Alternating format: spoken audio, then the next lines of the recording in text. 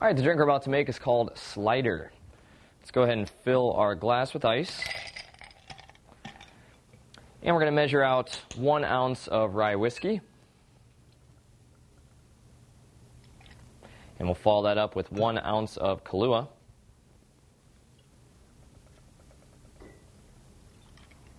And we're just going to top it off with milk. You can use any milk, skim milk, 1% vitamin D, doesn't matter. And let's go ahead and stir it up.